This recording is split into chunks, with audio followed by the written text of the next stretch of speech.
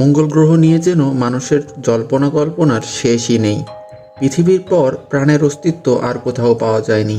তবে নাসার একদল গবেষক জানালেন এক ভিন্ন তথ্য। এর আগে গ্রহটিতে বরফের অস্তিত্ব পাওয়া গেলেও তরল পানি ঠিক কতটা তা নিয়ে ছিল বিতর্ক। তারই ধারাবাহিকতায় নতুন তথ্য জানালেন ন্যাশনাল একাডেমি অফ সায়েন্সের একদল গবেষক। গ্রহটিতে মিলেছে তরল পানির আধার। পৃথিবীর তুলনায় আয়তনে বড় মহাসাগর রয়েছে মঙ্গলে, যেখানে থাকতে পারে প্রাণের অস্তিত্ব। Finding water in a liquid form on Mars. মঙ্গল গ্রহে পানির অস্তিত্ব পাওয়াটা খুবই গুরুত্বপূর্ণ, কারণ পানি গ্রহের বিবর্তনের সবকিছুকে প্রভাবিত করে।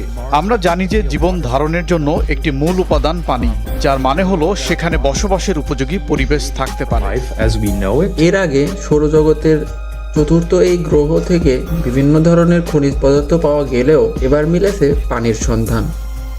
নাসার মার্স ইনসাইট ল্যান্ডারের ডেটাবেস থেকে পাওয়া গিয়েছে এমন তথ্য। বলা হয় মঙ্গলের পৃষ্ঠের প্রায় 11.5 থেকে 20 কিলোমিটার নিচে রয়েছে এই জলাধারটি। আর সেটা 1-2 ফোঁটা না, বরং বিশাল মহাসাগর পরিমাণ, যা জমা হয়েছে বিলিয়ন খানেক বছর আগে।